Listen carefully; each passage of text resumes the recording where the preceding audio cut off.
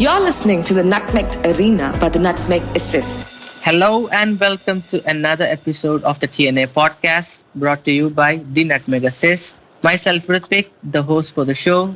I'm joined by my co-host Chris as usual. And in today's episode, our special guest is none other than the amazing and funny Ronan Murphy. So welcome Ronan once again to the show, and Chris, you too. You're putting a lot of pressure on me at the start there, like. Yeah, it's been like crazy last 2 months with football restarting, then again going on a small pause, and it's all started again. And the Bundesliga starts this coming week. The Premier League, La Liga, France have all started their leagues, and Italy as well, if I'm not wrong, this week. And the Bundesliga starts next week, which is again going to be really, really exciting. Last season was really exciting. This season, hopefully again. So we'll be previewing the Bundesliga first, followed by a little bit of transfer talk. Hope Ronan doesn't mind. No, not at all. I get plenty of questions about transfers on Twitter these days, and people like sending me a DM to ask me about a specific transfer, even though you could just send me a message and then everyone else would see my answer rather than 12 people DMing me the same question. Yeah. Yeah. Coming on to the Bundesliga first, we'll go with the champions, Bayern Munich. So last season was special. Hansi Flick showed that even in the Champions League, a treble-winning season for Bayern. And you look at the changes that Bayern have made to their team this summer. Leroy Sané, in the last podcast where you were in, you said you expect Leroy Sané to move 100%, and that's happened since then. And they bought in Tanguy Kouassi as well. And I guess Fane comes back after a loan spell at Hamburg as well. So Bayern have done decent business. Ivan Perisic returns back. Other than that, Philippe Coutinho again goes back. Odriozola again as well. He's going to go back again after his loan spell. But do you think Bayern has seriously improved, Ronan, for a strong title push? I think they have. I think they're comfortably better than they were last year. I know Thiago going to Liverpool is a big kind of...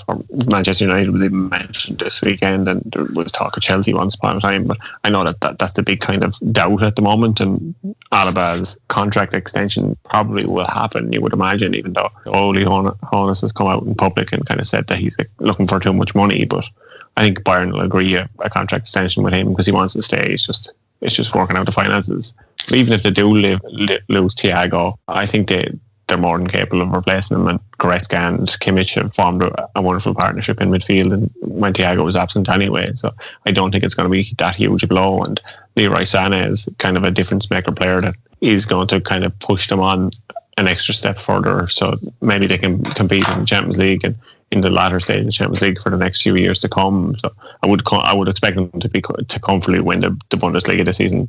I don't think we're going to have the same sort of title race that we had maybe for the first half of last season, because Bayern Munich just kind of look unstoppable, and even the best teams in Europe weren't able to stop them this year. Yeah, you touch on it there, Ronan.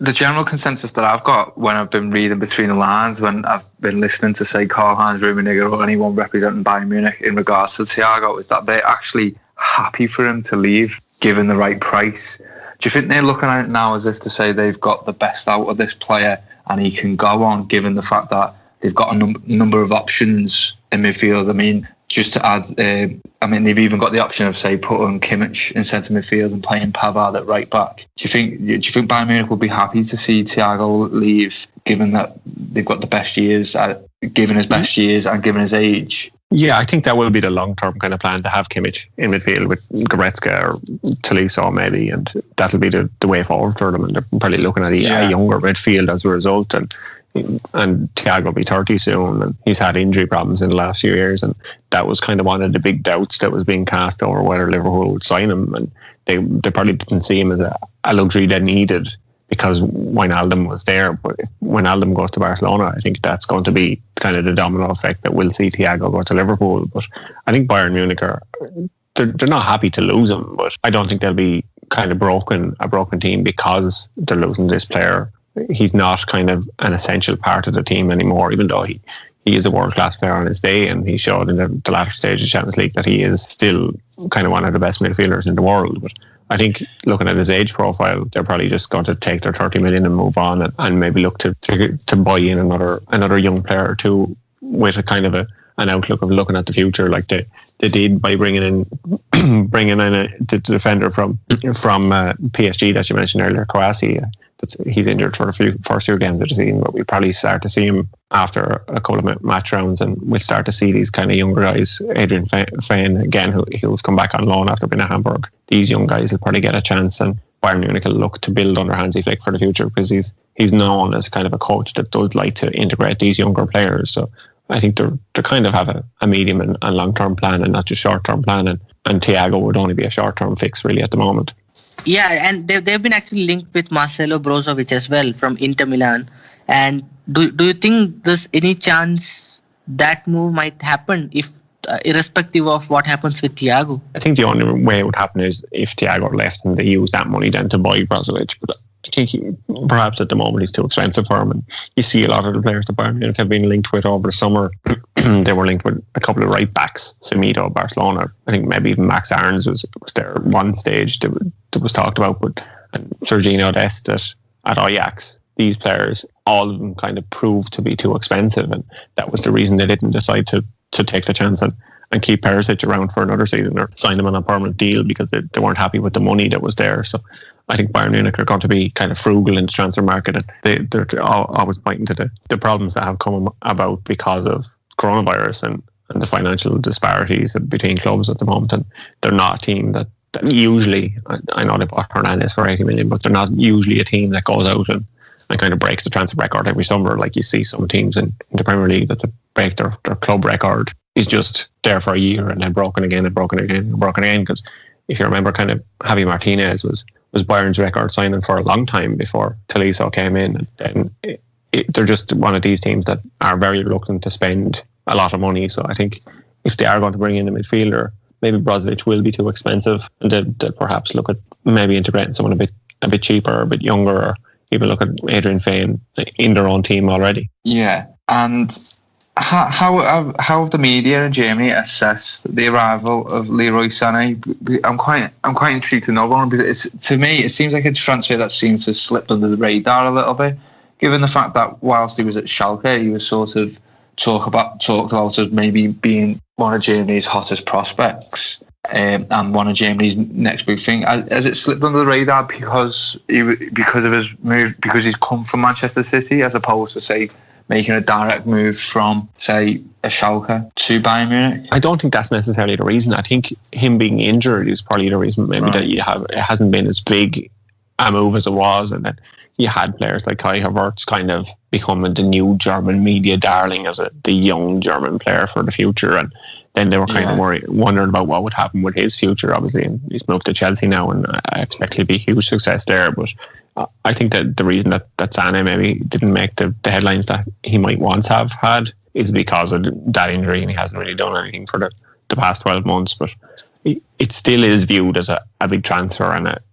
positive one for German football and for the Bundesliga. So I think German media are kind of on board with this as a good move for the league, and especially kind of considering the amount of top talent that's leaving the league this summer, unfortunately. Yeah, and talking about Thiago once again, Ronan, I'm definitely more interested in Thiago because for obvious reasons. I support Liverpool, but he's been linked with Manchester United today.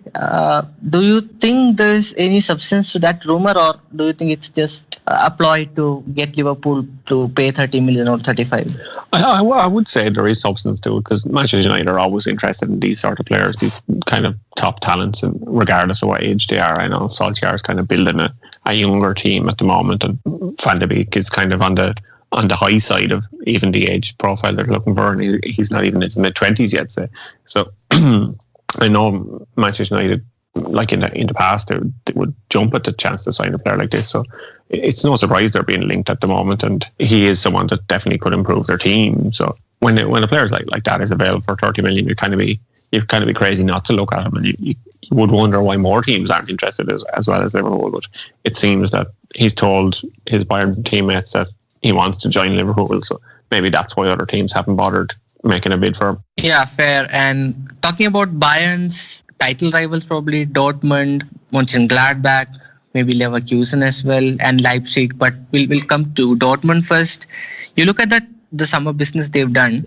They've actually lost Ashraf Hakimi, who was a major part of their squad last season. He was really good, but they've actually bought in the highly rated Jude Bellingham from Birmingham City. Emre Can's move has been made permanent. They've bought Thomas Munier as well to fill in Ashraf Hakimi's position, I guess.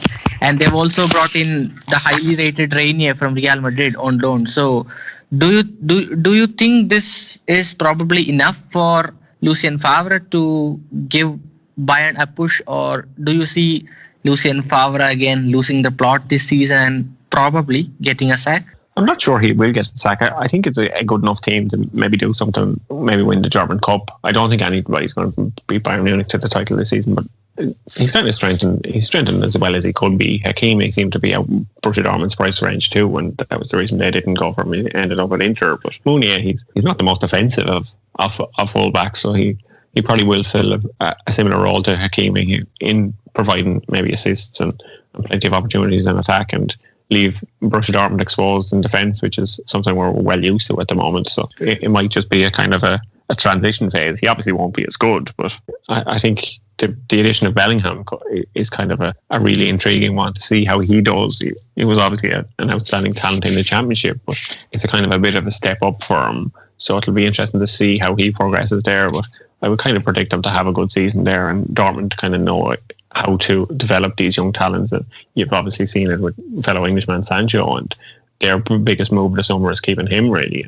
And the fact that they were able to kind of stop Man United from buying him, and I know the Manchester United media are getting regular kind of releases from the team, and it all comes out at the same time at 6 o'clock of an evening that all the Man United correspondents seem to have the same story about Man United still pushing, and he's their number one priority. But if he is their number one priority, why did they sign someone else in the meantime? And if they really wanted Jaden Sancho, they just would have paid up, because Borussia Dortmund aren't going to take anything less than 120 million, and there's no point in kind of negotiating for it at the moment, because they can easily come around next season and decide to sell him next season instead for the same amount or more, and they could be bidding more when teams are kind of recovered from this coronavirus. So I think keeping Jaden Sancho is the most important thing for Borussia Dortmund, and that should help them kind of hang around with Bayern Munich at the top of the table, and maybe kind of go deep into the Champions League, and that would be seen as a successful season for Favre. Yeah, you've touched on Jaden Sancho there, which again I think at the moment that's clearly the biggest transfer, both in the British media, probably the Irish media as well, along with the German media. I don't know. You're probably, given the location that you're at, Ronan, you're probably getting both ends of it. You're probably being able to assess it from a general. The recent reports are that Manchester United have actually made a breakthrough with the transfer, but is that just the British media maybe bigging that up and keeping people interested? I mean, what is this? How are the German media currently viewing that transfer? The German media, as far as the German media is concerned, it's over. It's not happening. Yeah, the Dortmund have said they're not selling. They're kind of insistent on this to people in the club. Anyone close to the club, it's just not happening. This move isn't happening. And if you kind of read the British media reports and kind of read between the lines, it's something similar. The breakthrough was with the player and the agent, which they gave as an excuse last month, saying that this was the stumbling block. But any of those reports still refer to the fact that Man United are prepared to walk away and that they won't pay 120 million. Well, if you're not going to pay the money, he's not going to be sold. So there's no point in kind of looking into it. The only way he could be sold is if they're willing to pay the money, and I think Borussia Dortmund would kind of maybe go back on their August 10th deadline at that stage. But if Man United aren't going to pay 120 million, as far as the German media is concerned, there's no point in talking about it, because it's just not going to happen. Yeah.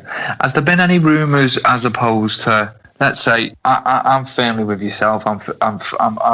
I'm a full believer that this transfer has gone now, just purely because of the way German teams operate. That once they give a deadline, if it goes beyond that deadline, that's it. So has there been any rumours though within the media as to if this transfer, I know that is a big if, was to go through, what Borussia Dortmund would then do with that money? Would they look to reinvest it, or would it just be a sort of let's bank that money and then invest it over the next, say, 12 to 24 months? Yeah, so I think the only way can go through is if Sancho decided did an Aubameyang kind of Dembele went on strike, forced to move, put in a transfer request. That's the only way it's going to happen, and that's kind of what the media both sides of the water are kind of speculating at the moment. But if you look at Borussia Dortmund's past transfer history and when they sold players for this kind of money, the two examples I gave there, they don't just buy one. They don't just buy one player. They might buy 6 players with the money set. Yeah, so, and they might keep some of it. And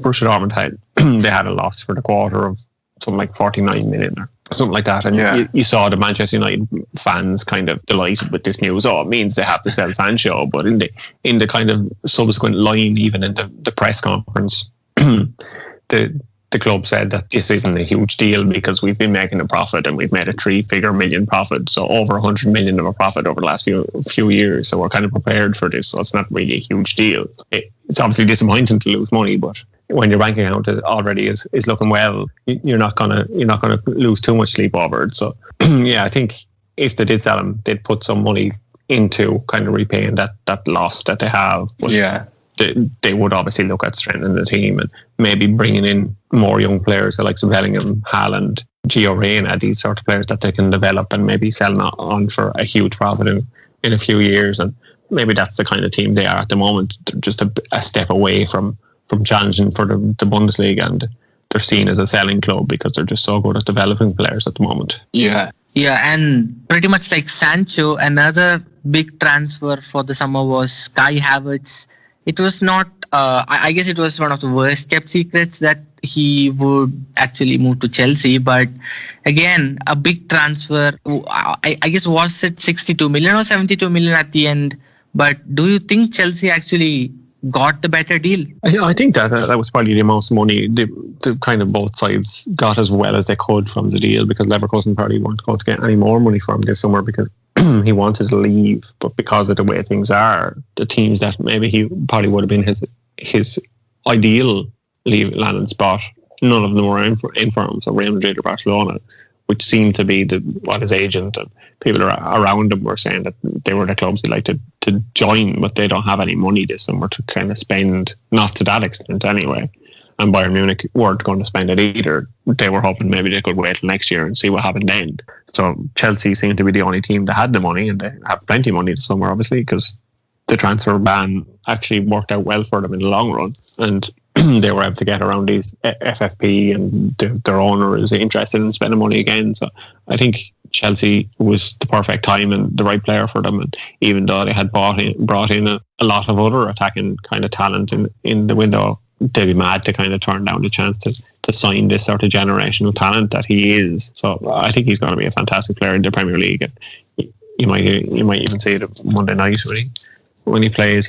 If he gets a start, he could even have a goal or an assist or something like that in his first game, especially maybe if he plays through the middle, which is his preferred kind of position. And you could see Werner pushed out to the left. And this could be a kind of new, exciting Chelsea team that maybe we'll win every game 5-2, and it'll be great for the fans to watch. I mean, since they've changed their jersey sponsors to 3, they've been conceding a lot of goals. They've been conceding either 3 or they've been scoring 3 goals. So hope to see that more this season as well. But Ronan, one more question for you regarding Leverkusen. They sold Havertz, but they've also sold Kevin Volland to Monaco. But the player they bought in is Patrick Schick from Roma. Last season he was at Leipzig, but this time I guess Leverkusen have got him on a permanent deal. But with all the Havertz money coming in, do you see them actually going for a few more players? Yeah, I think they've kind of said that they wouldn't spend it all. And they're right not to spend it all, because they're not this sort of team. Even though they have a huge kind of pharmaceutical company owner, they don't actually put the money in to the team. Maybe the other big wealthy owners would. So they're not going to spend all this Havertz money.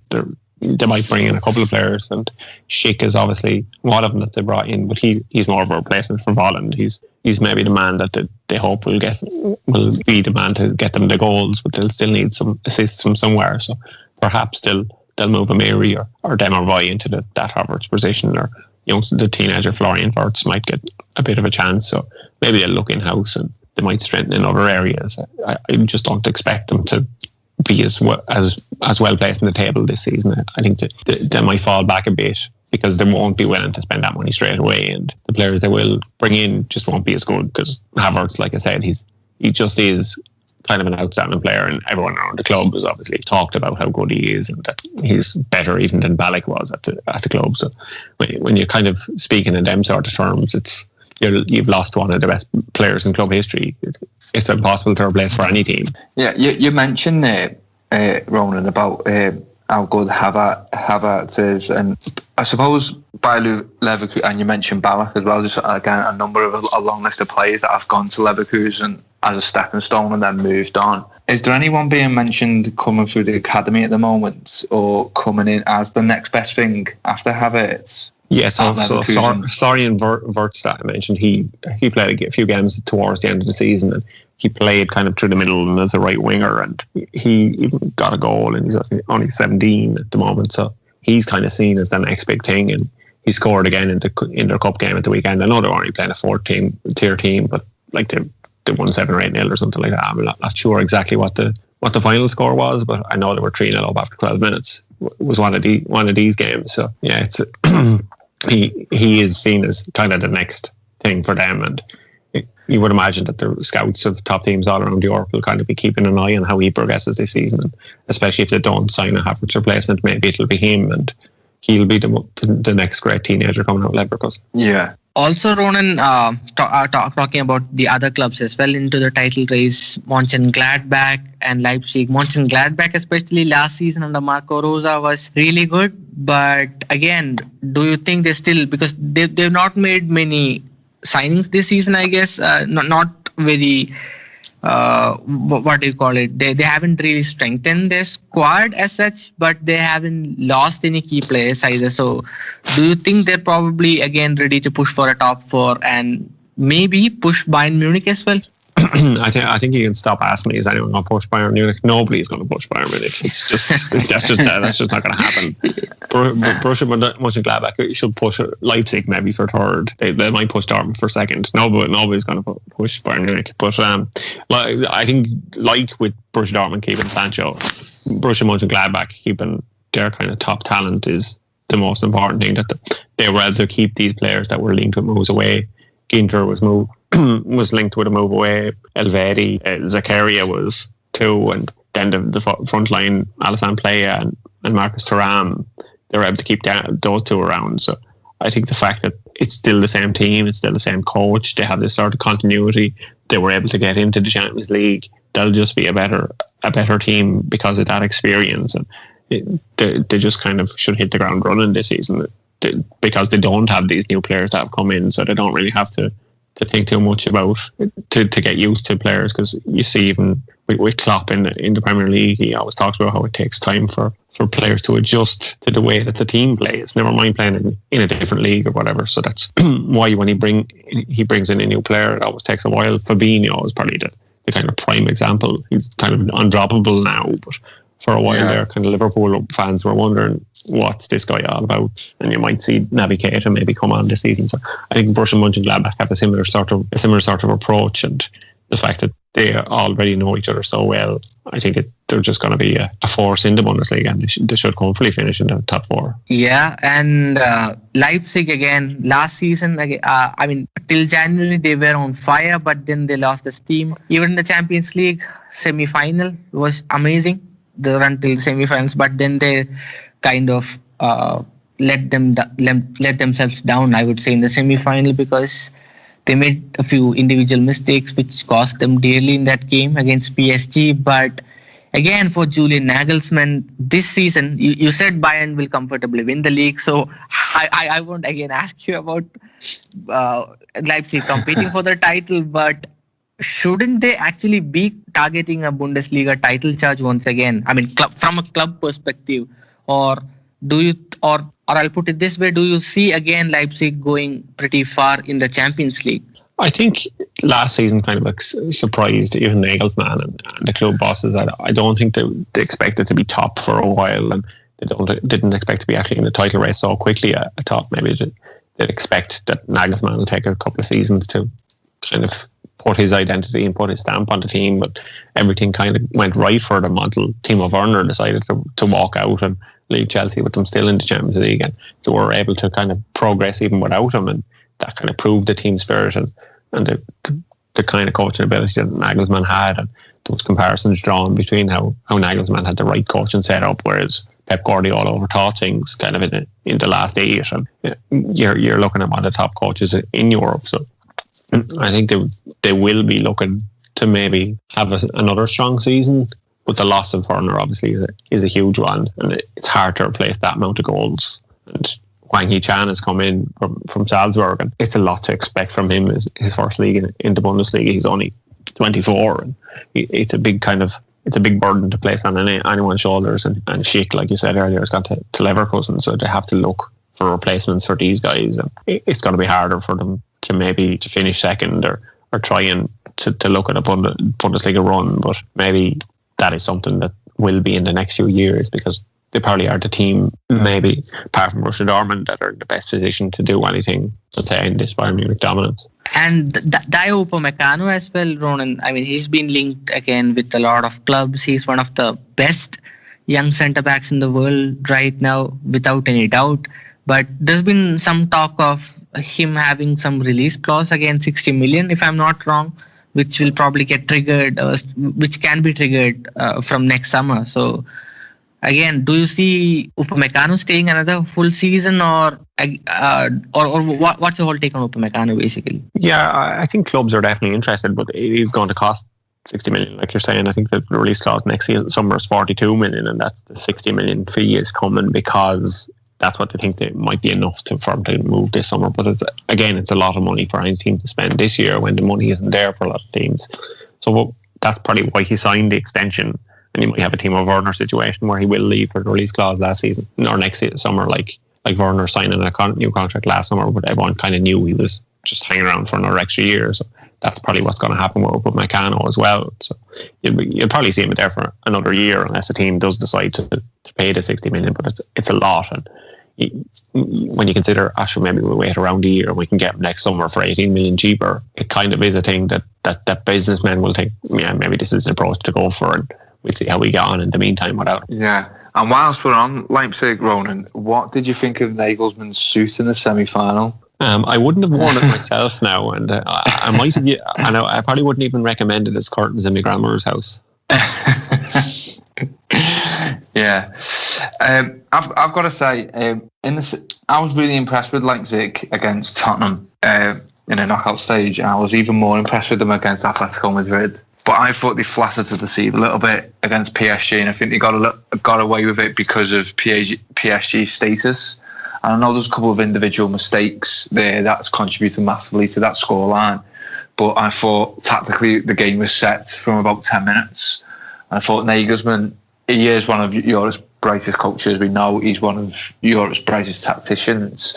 Was there any reaction over that in the German media to maybe how he got it wrong against Thomas Tuchel? Or was there any kind of negative reaction to the way they went out? There was a bit of it, all right, but a lot of it was obviously blamed on the errors. But he did shoulder some of the blame, obviously. But I think the German media and German people in general and the world probably were just kind of surprised that they even got as far as they did, especially because Werner had left before these games. And this was kind of seen as this was as far as they were going, and when people saw they were against PSG in the semi-final, it was like, yeah, this is the end of the road. As good as they are tactically, and as good as some of the players in the squad are, stopping Mbappe and Neymar and these sort of players, it was just too much for any coach or any team, really. And only kind of world-class team with world-class players could stop them. And obviously that was Bayern Munich in the final, but Leipzig weren't really, on paper, they weren't really a match for them, and it was going to take a coaching masterclass, and it just didn't happen. Yeah, and we've mentioned Leverkusen and Borussia Mönchengladbach, and I think we're all in agreement that Bayern Munich will probably run away with the title, given that basically their ability to actually improve the squad with the signings that they've had. Do you see anyone else making the step up to maybe challenge that next group of teams? I think Hoffenheim could be in a good position because they performed well after the football resumed. When it came back, they seemed to have a good season. they haven't really had too much of a turnover in players. It hasn't been the squad hasn't kind of been uprooted or anything. A couple of fringe players could have left, but nobody major. And maybe as well as that, you might be looking at Hertha Berlin do something. They were kind of pretty rubbish in the cup at the weekend, but they have spent a lot of money. They brought in kind of a lot of young, good talent. So it'd be interesting to see what Labadia can come do after kind of turning things around when he was appointed. They're kind of maybe the dark horse to look at. Perhaps this season they might miss out on the Champions League, but if they could get into Europe and get a bit of money out of that, a bit more money, and their investor Lars Windhorst is kind of a man who's happy enough to keep pumping in more money to make them successful. They could be a team to look at in the next few years. Maybe that will be one of these. That will be one of these teams that can challenge, because he's kind of determined to make a team in Berlin a success. Because of all the capital cities in Europe, that's the one that doesn't really have a top club. Yeah. And coming on to Schalke, Ronan, I mean, at the end of last season, they had a huge slump. At one point, you would probably have expected them to finish in the top 4 somehow, or at least a European spot, but they kind of fell apart altogether. And honestly speaking, I thought David Wagner would have probably been sacked, but he didn't. But here's a question from one of our patrons, Paul Seiner, who asked, could Schalke's financial issues see them potentially get relegated this season? I wouldn't be surprised, because they look terrible at the moment. They've lost some of their best players. There's talk that they could even lose Harit as well to Italy after Weston McKennie kind of surprised Manny by leaving Schalke for Juventus. Yeah. So I think they are going to struggle this season. And the longer they stay with David Wagner, kind of the worse things could get. I'm surprised they kept with him, but if it doesn't start off well with him, they're going to have to pull the trigger sooner or later, because loyalty is one thing, but when it turns into stupidity, it's kind of a step too far, and they just don't have the money to do anything at the moment. And I don't see a lot of players coming through the doors, and the only player they've signed so far is a 36-year-old forward on a free transfer, and that kind of tells you all you need to know about the situation they're in at the moment. So I don't know where the goals are going to come from. I don't know where the kind of positive play is going to come from, and I don't know where the kind of the managerial kind of noose is going to come from. So it's going to be a long season for them. Yeah. You mentioned you're surprised there at Weston McKennie leaving. I mean, for me, it was more the surprise of his destination as opposed to him actually leaving Schalke.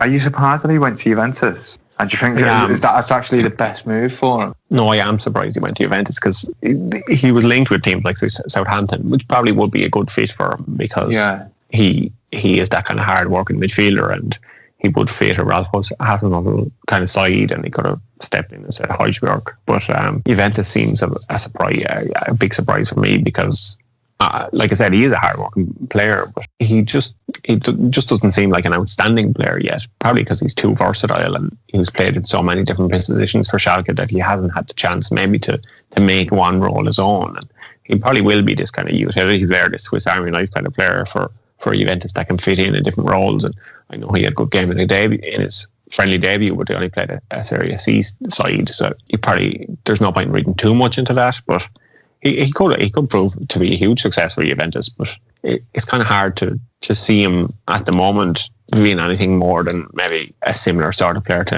an Emre Can kind of player, or maybe a Sami Khedira, that sort of a level of player for them. It's hard to see him kind of being a world-class talent there quite yet, and maybe he was the kind of player that would have ended up at Juventus eventually, a club of that stature, but you would have imagined there would have been a stepping stone in between, and we just kind of have to see how he adapts to it. But he is a really hard worker, so he'll do everything in his power to make it a success. And kind of everyone in America is probably hoping that he can be a real talent there. But Pirlo likes he played in his own career with kind of these busy, hard-working midfielders. So maybe he'll kind of fit that role perfectly, the Gattuso role. Maybe that's what's here to mark for him at Juventus, and it's just a kind of matter of waiting and seeing what he can do. But at the moment, he's kind of a man of many talents and a master of none. So he'll just have to turn into a master or something, and it's just a kind of matter of seeing will that happen for him. Yeah. And also, Ronan, talking about clubs like Wolfsburg, Hertha Berlin, and Augsburg as well, who's made some cheeky signings. And this is again a Patron question. Hertha actually looked pretty good at the end of last season, almost at the end of last season. But again, this is from our patron Dieter Van Gogh. Do you think Hertha Berlin will get a European place, a Europa League spot at least? Yeah, that's what I was saying earlier. I think they might be one of the dark horses to look at. I think bringing in Toussaint from Lyon, he was signed kind of in January, but left at them unknown for the rest of the season, and then the season was cancelled. So he ended up coming in the summer, kind of before they were back in Champions League action. So he was one of these other players who didn't play in the Lisbon tournament. I think he will be kind of a huge kind of addition to the team. Perhaps someone like him in midfield can hugely make a difference for them. And they did play well towards the end of last season, so they should be looking to build on that, and they should be looking at a Europa League place, and then maybe looking towards the future, because they've made the signings they've made. They spent a lot of money, and they're not maybe on paper. They don't seem to gel together, but it's just we'll have to kind of see what happens with them. Whether it's like Football Manager off season, and you just think these players are on the market, I'll buy 6 players, and we'll worry about how they fit their system later. They've gone for that sort of approach, but the players they have brought in are all great talented players. They could be seeing themselves at Hertha Berlin as a stepping stone for them to move on before they go to a bigger team. But the way Hertha Berlin are spending and their kind of vision, they want to not just be the stepping stone club, they want to be that bigger team. So maybe they can be the stepping stone players for the stepping stone club to make them a bigger team in the long run. So they are a team to keep an eye on in the future, because if things don't go right kind of early in the season, they could end up changing coach quickly, just because they are looking long term and they're looking to kind of build something. So you're kind of looking at them as definitely targeting European League space, and if they don't get it, they'll probably end up changing the coach and maybe look to appoint a younger kind of project manager, and then that it can be a long-term project kind of for everybody involved. Yeah, and also talking about the relegation battle, Ronan, I mean, the two promoted teams, Stuttgart and Arminia, and Stuttgart have come back finally into the Bundesliga back again, which is a huge boost for them. Last season, Werder Bremen, they also were in that relegation playoff, but they won and they stayed. And their best player, arguably, was Milo Rashica, and he's been linked with a move again to England. He's been linked with a move all summer, Leipzig, and now Aston Villa as well. And do you see Werder again going ahead into that relegation battle? I don't. I definitely see Rashica leaving before the transfer window is closed, and obviously Aston Villa seem to be leading the race at the moment, and that could happen this week, you would think, because Aston Villa are trying to get their work done quickly, and bringing in Martinez, the Arsenal goalkeeper, so he will be able to start in their first game of the season and next weekend, because obviously they had a postponed match because to play Man United, I think, and they had Devon City had their games called off because of their European exploits. So I think Aston Villa will probably make a move for him quickly, and you might see that happen in the next couple of days. But even without him, I don't see Werder Bremen kind of having the same season that they had last season. I think that they have too much on paper to have this have happened to them. They kept faith in their coach, even though he had a kind of bad end to the season. But the last couple of weeks, they showed that they had enough to kind of come out of the relegation zone and get into that playoff, avoid automatic relegation. That should mean a lot for them, kind of give them the mentality that they are able to fight and they are able to compete at this level, and the players that are there already, and everyone kind of will have that kind of unity. So you will probably think that they'll move a good bit off the table, and they'll probably end up comfortably in mid-table, because the players on paper, even without Rashica, they still should be good enough that relegation shouldn't be a worry for them at all. Just a quick question, Ronan. I mean, I'm always interested in this. I mean, do you actually agree with the relegation playoff? Or would you prefer to see 3 teams go down and 3 teams come up? I think in theory, it's a good idea. It kind of makes things interesting, and it kind of gives the team that have come third from bottom an extra kind of roll out of dice to stay in the top flight. But you've seen in the vast majority of cases, something like only once in the last dozen years or so, the team from the second division has actually won the game and got promoted. So it seems to be just a formality that at the end of the day the team in the top league just stays in the top league. So they probably will be better changing it for a straight up, straight down kind of approach and doing away with the playoff altogether. It just seems to be pointless unless it would start changing that it's a bit more of a lottery. But the only good thing at the moment is the fact that some teams that are kind of have the stature of staying in the Bundesliga have been able to stay in it because of it. Like Bremen, their kind of team in theory are too big to go down. And that with Stuttgart coming back up, it's good to see a team like that. So maybe you would have Hamburg coming up again. If not, you have these teams like Leeds in the Premier League. These teams that are too big not to be in the top flight. Yeah, I'm just always quite intrigued. I suppose, like you said, it gives teams such as Werder Bremen like a second roll of the dice, but then it probably stops teams as well, maybe coming up and establishing themselves. So there's two sides to every coin, obviously. But do you ever get like the sense? I mean, you'll probably know a lot. You'll be able to answer this better than what I could. But where teams know they're going to finish third from bottom, so like with 2 games to go, so they start resting players, for example, ready for the playoff, so that the players are fresh for it. Is there ever a situation like that sort of ruins it and sort of taints it a little bit? It usually doesn't happen that it's decided that long in advance, or there's usually a kind of battle up until last day about who will make it in. But in response to that, I think the similar scenario to that is the fact that the players in the top flight are better players, they're fitter players, they're better kind of paid players. So really, it will be a surprise if the second division team were to win the match, because in theory they're only the third best team in the Zweitliga, so they shouldn't really be a match for any team in the Bundesliga except the really rubbish ones. That the team that comes third bottom shouldn't be really rubbish. Yeah. And coming on to a few Patron questions once again, Ronan. But just before we go on to those Patron questions, I'd just like to ask you, who do you think might end up relegated this season? Just a prediction. I think Armenia, like you said. I think it's hard for some of these new teams that go up kind of to establish themselves, and that's what we're not seeing with the playoff. I think it's going to be hard for them to establish themselves, and maybe they might find it difficult.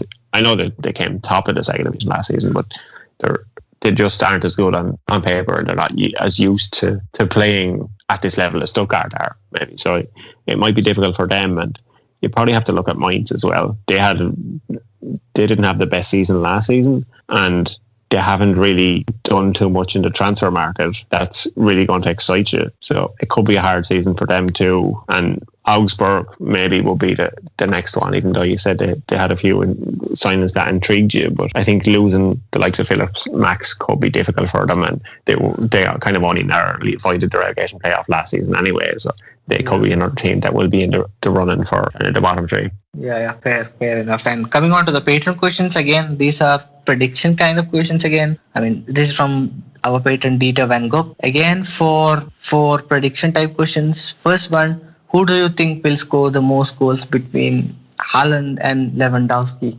I think it's Lewandowski. Haaland is probably the only player at the moment that will come close to him, obviously, in the race for Golden Boot. I mean, we saw how good he was both for Salzburg and Dortmund last season. He's just a goal scoring machine, and he looked kind of fantastic in Borussia Dortmund's pre-season too, and he's looked fantastic in games for Norway. He demolished Northern Ireland there a few weeks ago, so nearly single-handedly. So he's just kind of a different quality of player. But the thing about Lewandowski is he's Bayern Munich's kind of only striker. They have Xerxes obviously on the bench, and Jan Fete are, but neither of these guys are kind of going to even take minutes off Lewandowski, perhaps outside of the cup games. You're going to have Lewandowski starting every single league game, and that's going to really stand to him. As long as he's fit, he's just going to keep scoring, because Bayern Munich players just give him the ball and he'll put it in the net, and he's just in that sort of form in 2020, and if there was a Ballon d'Or, he was going to win it, and he'll definitely win the FIFA Best Award. So it's just disappointing for him that there is no Ballon d'Or. The excuse that France Football gave is rubbish. because saying that it's not an even playing field just because League One was cancelled and the Eredivisie, like as if one of the players from PSG or Ajax was going to win it in the first place anyway. Maybe if PSG had won the Champions League, maybe they might have decided to we'll do U-turns just so we can give it to Neymar or something. But but to answer the question, definitely Lewandowski, but I would think Haaland will be second in the race for the Torjäger cannon, the goal scoring cannon that they have in Germany. And the second question being, who do you think will be the breakout star this season? Last season obviously was an Alphonso Davies special, and this season who do you think will probably be that breakout star? I think maybe Jude Bellingham could be the big kind of star because he's got the right profile of a club, and because he's English as well. There'll be a lot of English focus on him, like Jaden Sancho was 2 seasons ago. I think he could be the kind of one that the media will talk about a lot just because of who he is and the fact he will maybe get these opportunities at Borussia Dortmund. Maybe second to him, you could look at Moukoko, the 15-year-old that they're just waiting for him to turn 16. They're counting down the days till he turns 16 so they can give him his Bundesliga debut and give him a chance. So he's one to keep an eye on because the rules have changed even so he could play in the Bundesliga. So they're obviously expecting big things from him, and he even has moved up another couple of grades at international level with Germany. He's shown that he can do it at kind of under 19, under 21 level and all these sort of levels. So it'll be interesting to see can he cut it with at senior level with the men as well, and see how he does there, because he could be one of these kind of world class talents that I remember his breakthrough season, kind of like when the likes of Messi or Ronaldo or players like this come through. They kind of talk about him in those sort of contexts, and it kind of seems absurd to talk about any players in that sort of context, but if he does live up to the hype, he will be one of the best players ever. Moukoko especially has a huge profile in youth football, because I guess was it him who scored 9 goals in a game, if I'm not wrong? His scoring was ridiculous. It was something like he was scoring something like 50 goals in 30 games or something like that at one stage. So at age groups higher than his own age. So kind of he was playing at under 17 when he was 14 or 15, that kind of thing. And Dieter's third question is, who do you think is the best signing of the season from the transfer that's happened so far, obviously?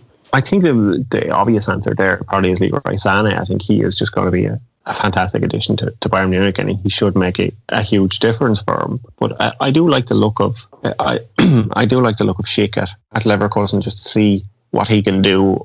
I know I said they're a weaker team, but I think if they're able to kind of invest in the next couple of seasons the Havertz money and the Volland money back into the team, maybe in another season or two, they could do something, because he was very good for Leipzig last season. It kind of was, at times he was just as important as Timo Werner in the team. So it'd be interesting to see how he does at Leverkusen, and he will be one to keep an eye on. Definitely. You mentioned, Rupert, I mean, it's quite an interesting one with Schick, because I actually think this is going to be a very good move for him, because I think you mentioned at Leipzig he done very well last season, but sort of didn't get the praise because of Timo Werner. He actually he sort of went under the radar a little bit. He was quite underrated. I thought there was big things expected of him when he signed for Roma, and I actually think this is a very good move for both Leverkusen and Schick. I actually think you could actually see him come into his own a little bit this season if he's given that little bit more responsibility, and the team's not necessarily built around him, but he fits into a style of play where he plays an integral part. Yeah, I definitely agree with that. And I think the players that they have supporting him, the likes of Diaby, Bellarabi, Leon Bailey, if he stays, I know he's been linked with Premier League moves, but these sort of players that he has behind him and outside him, kind of giving him the ball, I think he could have a fantastic season, and he could be maybe heading for 20 goals this season. It could be a huge one for him. I definitely agree. It could be it seems the right player in the right fit at the right time. And another interesting statistic which I like, I was actually doing a data whiz a couple of days back, and it was on the shot creating actions in the Bundesliga, and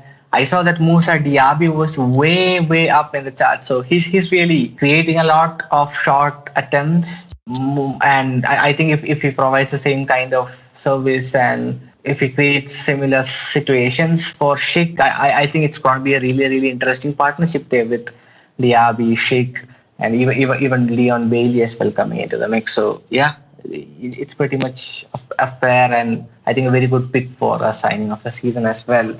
And Dieter's final question is on Jaden Sancho again. In case Jaden Sancho leaves Dortmund, who do you think would be an ideal replacement for him for Dortmund? I think they were kind of linked with Malang Sarr and these sort of players, but there was even talk of Zaha, but he seems far too expensive for Borussia Dortmund. Even if they were to get 120 million, I couldn't see them turn around and spend the money on Zaha. The Crystal Palace are looking for him. Yeah. So it's kind of hard to see who would fit, especially with the kind of way the Borussia Dortmund spend money.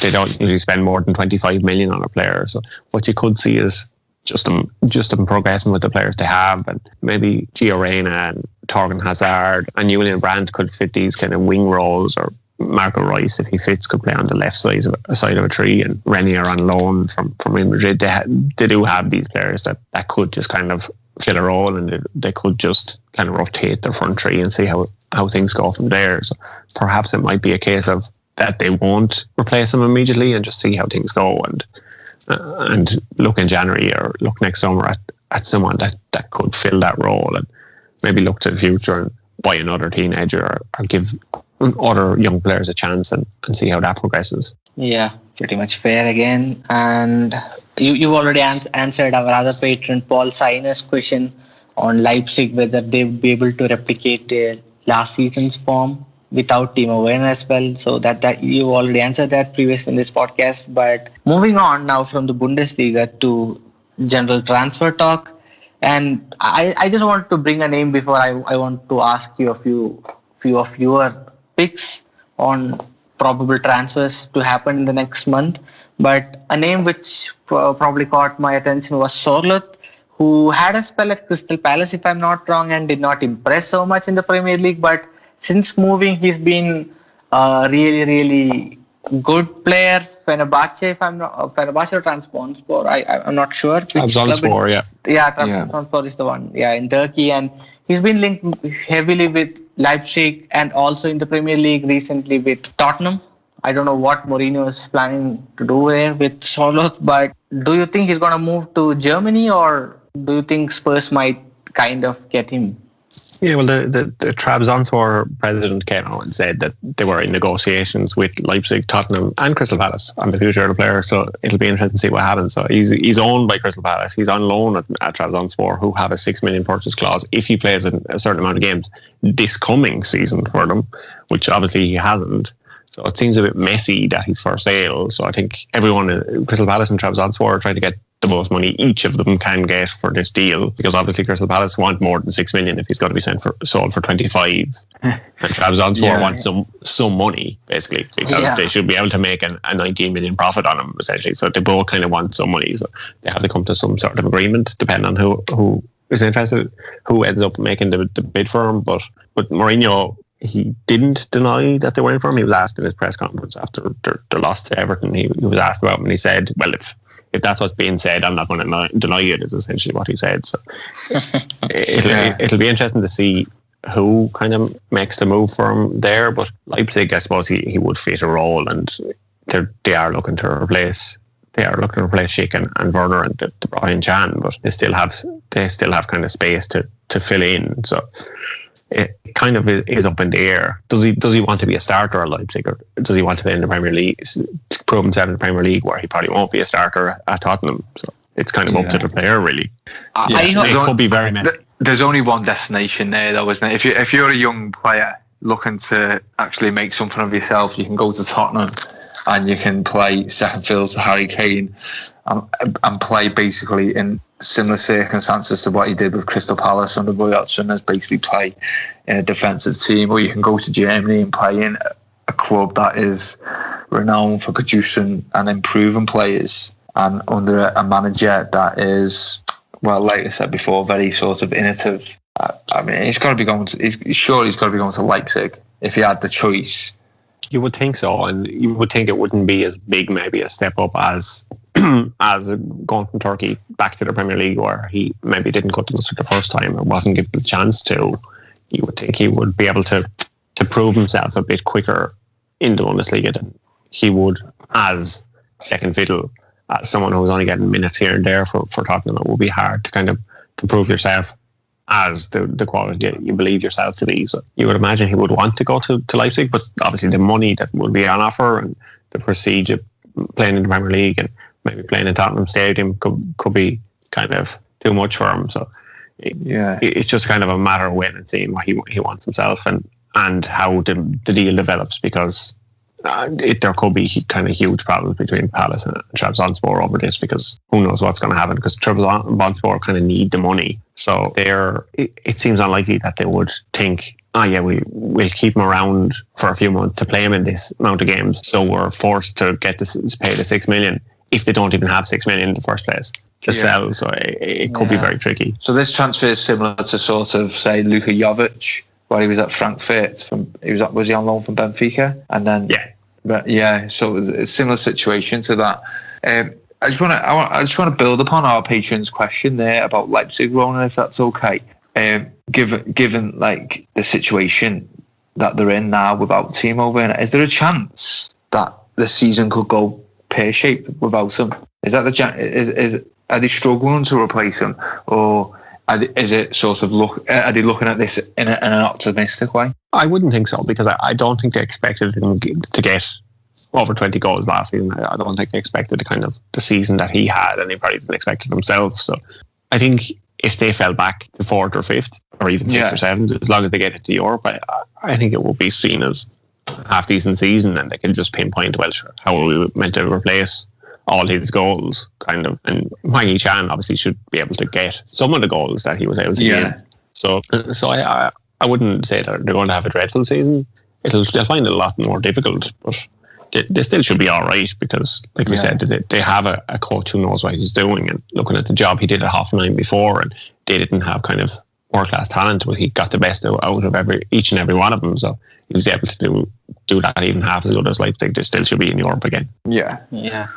And Ronan, a few of your picks on who do you think probably might attract a lot of interest in the next 1 month or so, because the transfer window as usually is very crazy. So probably I'll ask you 3 names which you think might happen, apart from the usual Thiagos and David Alabas. Yeah, I was only going to go for the obvious ones, because it's kind of tricky to see who will move, because a lot of the German business kind of gets done before the season, because they don't like chopping and changing after their players have kind of settled in. It isn't kind of German way. It's not their approach. They don't usually like to having this long transfer window and being open after matches and waiting around for players. And so you'll probably see Javi Martinez leaving Bayern Munich, and Athletic Club in Bilbao seem to be the prime destination for them, but he might be expensive. So what they could do is get some sort of deal going with Bayern Munich, and you could see him moving for 6 to 8 million or something like that. But I think they were looking for 10 or more for him. So I think because the player wants to move, Bayern are happy with kind of what he did. He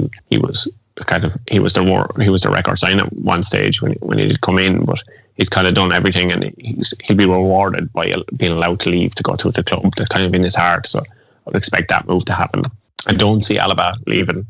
Thiago, I do see leaving. It probably will be Liverpool, depending on what happens with Ronaldo. But I'd say that's kind of just a matter of waiting around to see what will happen. Sancho is obviously the big one. I don't see that happening either. So apart from that, there doesn't seem to be kind of too many huge names that are being linked with even moves to England or anything. The big names have all moved. The team of Werners, the Kai Havertzes, these guys have already gone. So unless kind of something surprising happens in the next few weeks, it'll be a shock. But you're going to see Marcel Tisserand go to Turkey to join Fenerbahce. That's the kind of level of transfer you're looking at the moment. And I don't think anyone outside of Fenerbahce fan club probably cares too much about that one. So I'd be surprised if you did see any big names moving in the next few weeks from Germany. I think the league has been already been pilfered of some of its best talent. Even Lucas Waldschmidt has gone to Portugal, and that just seems crazy to me. So it's just a matter of kind of being surprised at this stage and seeing what happens with Thiago, really. Yeah. Other than Germany, do you see any other big moves happening this summer? I wouldn't necessarily say so. Obviously, there would be big moves if Sancho happened and Borussia Dortmund had money to spend then, but most of the teams have spent the kind of money that they're going to. They're looking at the teams that they've kicked off their cup campaigns. They'll be kicking off their league campaign next weekend. So there shouldn't be too many more kind of big transfers or our names coming in. You might see a few loan deals or whatnot moving on, but you don't kind of see these transfer deadline days the same as in England happen. It's kind of very slow in Germany. The teams don't like to make these 11th-hour bids, and there won't be someone trying to fix the fax machine at 11:30 on transfer deadline night. There won't be any this kind of stuff happening. So, yeah, I wouldn't expect too much to go on in the next few weeks. But if Thiago sold, Bayern Munich maybe will look at bringing in a midfielder. They've obviously been talking about bringing in a right back for a good while. Odriozola didn't really work out. Dest probably proved too expensive. So maybe they'll look at getting in a young backup for Pavard that they can develop. So you might also see them maybe bringing in another winger now that Perisic is gone. So I'd say Bayern Munich are probably the team most likely to do anything.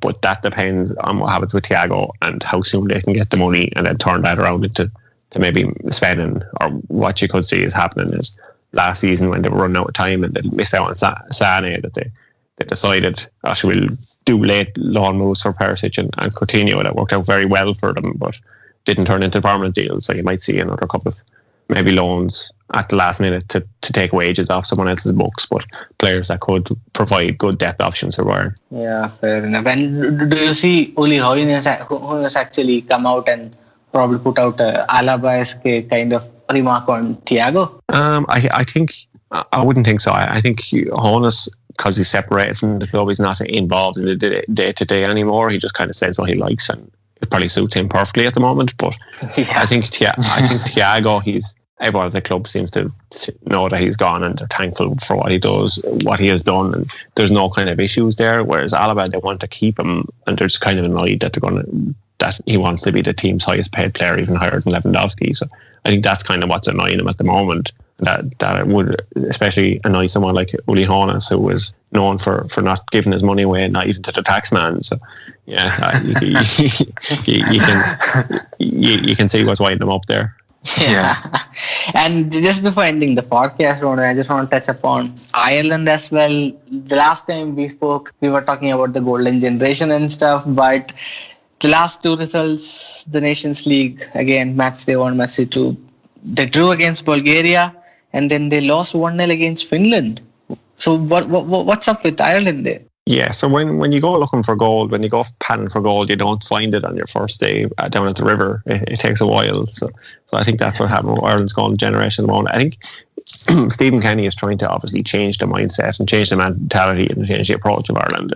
And you saw that in those two games, Ireland dominated possession and they had more chances than the two opponents. They just weren't able to turn it into goals, and goal scoring has been a problem for years now for Ireland. And manager after manager keeps saying, well, we don't have Robbie Keane anymore. We don't have Robbie Keane. But it's just a matter of kind of turning that possession that Kenny is trying to keep into more chances. And Ireland did have enough chances maybe to do something against Finland, and were deserving of a draw against Bulgaria at least, and maybe probably would have been deserving of a draw or more against Finland. The goals just didn't happen on the day. So I think it's a process, and Ireland have Slovakia in their next game. It's the Euros playoff. If they lose that, I think some of the public support that may have been there for Kenny initially, people are already saying, well, what level has he ever managed? He's only a League of Ireland manager. He's never kind of managed in the Premier League like Mick McCarthy or Martin O'Neill or the previous Ireland managers. But public kind of could turn him against him if he loses to Slovakia in the playoff. But that was never his qualifying campaign anyway. It was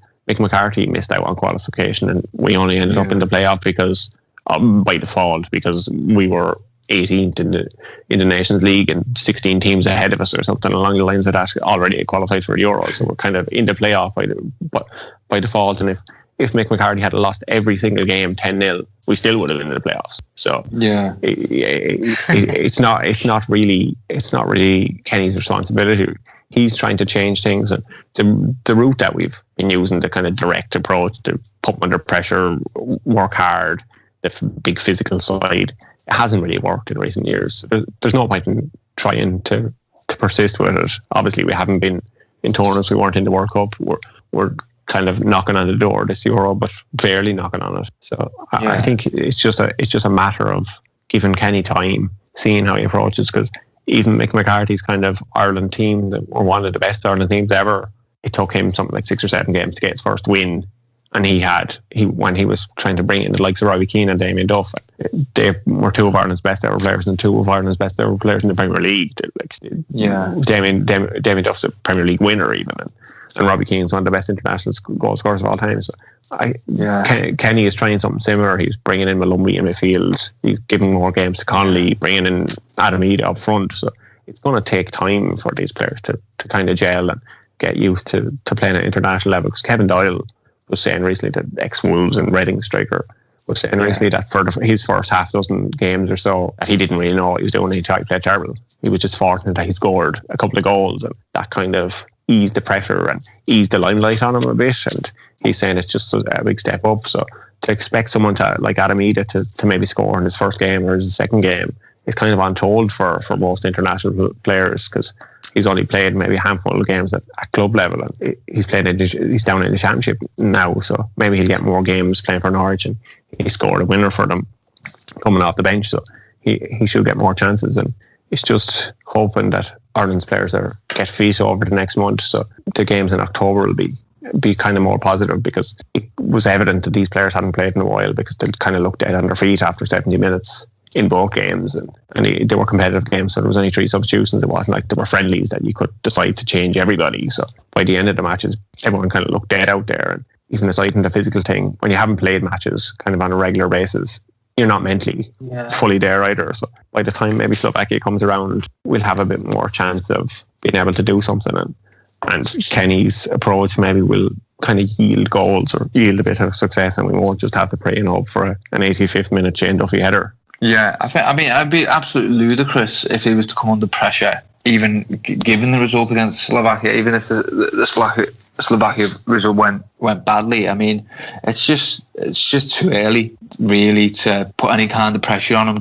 Even the international football has obviously suffered as a result of the pandemic just as much, if not more, really, than the domestic game. But I've watched a couple of not the whole of Ireland's game against Finland, but I was quite impressed really with the way you've built up, the way they were building up play. I mean, it was nothing that I'd never really seen from an Irish team before. I mean, when you look at the managers, that's really a given the way that they played. But I actually think he's done a really good job given the circumstances. He's got them playing a certain way. Yeah, he has, and even though he only had 2 training sessions before the first game, and then a match and a third training session in total before the second game, that's all he had so far with this team, and you can actually see that they're a different team already. It's just a matter of this being a building block, being able to keep the ball and pass it around, and maybe it's a matter of finding which players are best for him in midfield, and seeing can James McCarthy play that 6 role and that defensive midfielder role that Stephen Kenny hopes he can, because we need sort of maybe him to keep things taking over, because he tried a different midfield in the second game and Harry Arter was playing that role, but he's a much busier player, but he just maybe doesn't progress the ball as well. So hopefully maybe once McCarthy gets a few games for Crystal Palace, because he definitely looked unfit. He's obviously had injury problems, and he hadn't played for Ireland since 2017 because of various injury problems, and then Mick McCarthy probably didn't want to risk him and different things like that. So if he's able to maybe come on and prove what he should be able to do, because he's been a very good Premier League player for years, and different managers and different teams in the Premier League have obviously respected him enough, and he should be able to do the role that Kenny wants. So if he can, and if he can get a few games for Crystal Palace and maybe get a few 90 minutes under his belt, he was taken off there into the first game of the season. I'm not sure whether that was fitness or what, but if he's able to start and finish matches before the next Ireland game comes out, I think we might see Ireland look similar to what those 2 matches kind of showed, but maybe able to do something a bit more and bring it on to the next level from it. Yeah. And if I could just ask one more question, Ronan, just before we wrap the podcast up. Quite intrigued to know your opinion on what the German national team at the moment. I know they played Spain in the last result. I mean, they've not yet won a UEFA Nations League match. And given the way they exited the last main tournament, I mean, is this just a matter of Jogi Löw being in the job because no one else is in a suitable position to replace him? Or is it this actually getting seen by German media as a transition period, and where Germany will come up trumps in the next tournament? I think it's all of the above. I think there isn't anyone at the moment that would replace him. They're probably looking and hoping that Klopp, when his Liverpool contract winds down, that maybe he'll be the man to step in, or even Thomas Tuchel at PSG, if they were to lose faith in him, that he could become available and want to manage it. But they'll definitely be looking for a German coach next, and maybe Hansi Flick has obviously proven enough with Bayern Munich that he's could be the man for Germany in the future, because things seem to turn kind of around for them in a negative way once he was gone from being Jogi Löw's assistant. So yeah, I think there's just kind of a loyalty to Löw at the moment, and there isn't anyone better. But at the same time, they do see him as trying to bring through these younger players to move on from the likes of Thomas Muller and Boateng and Hummels, even though maybe Thomas Muller should be even starting for Germany. He just played that well for Bayern Munich last season, but that's a different debate, I suppose. But yeah, I think that they do see this as a team in transition, and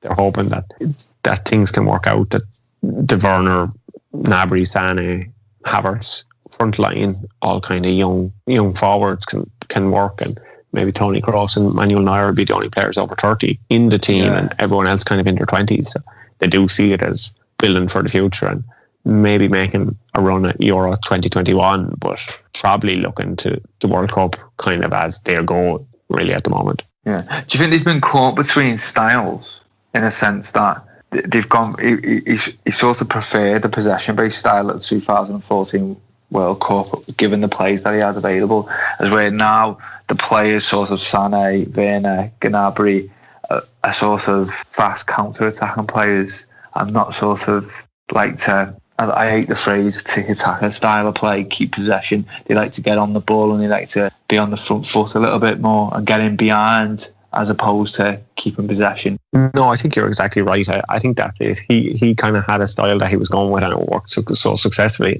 Then it didn't work at all at the World Cup, because he had these kind of different players that didn't really suit it, and he's trying to kind of catch up with the players he has rather than to fit them into his system. He's trying to develop a system that maybe will suit him, and that's why he's going with the 3-4-3 that hasn't really worked for England either at the moment. So they're hoping that this approach can work, and they can use this kind of front three as well as maybe attacking players in the middle as well to support them, and have an extra defender in the three-man back line to maybe allow one of them midfielders to push on. Havertz obviously for Germany, but you might have Grealish instead of Southgate playing his 2-6s that he did there recently. But you might have this kind of 3-4-3 with a diamond midfield. You might kind of see approach Germany and England could end up taking it, and perhaps it will work well for them, because they're similar sort of teams at the moment. That I know Kane is a different sort of player than Werner up front, but they have these sort of pacey wingers, and that's where their strength is in the likes of Sterling or Gnabry or Sané or Sancho. These sort of players are kind of similar in those aspects. So I think it's just a matter of honing the players that you have at the moment, and kind of hoping that they can gel by the time that the major tournaments come around, and maybe the Nations League is just a way to kind of imprint that on the players and see which players best suit the formation and approach you're going for. Yeah, agree with you there 100% again. Probably, I mean, you can't probably find a better preparation for the Euros, I guess. I mean, considering the situation that we are in right now with the pandemic. So yeah, it's probably time to experiment and kind of find the solution, or kind of find the method to go and probably try for the Euros. So yeah, I agree with you there again. So that brings us to the end of this episode. Thank you so much once again, Ronan, for coming on to our show. It's been a pleasure talking to you. Thanks, lads. Cheers. Yeah. It's been a pleasure talking to you. Same very much. Yeah. Been a pleasure, mate. And all the best for the Bundesliga season, and also all the DMs that you'll get this this coming season as well. Yeah. And I promise I'll only be responsible for say half of them. You'll definitely be busy if that's the case. Yeah. So yeah, thank you again to all our listeners as well for tuning into this episode. Until next episode, bye bye.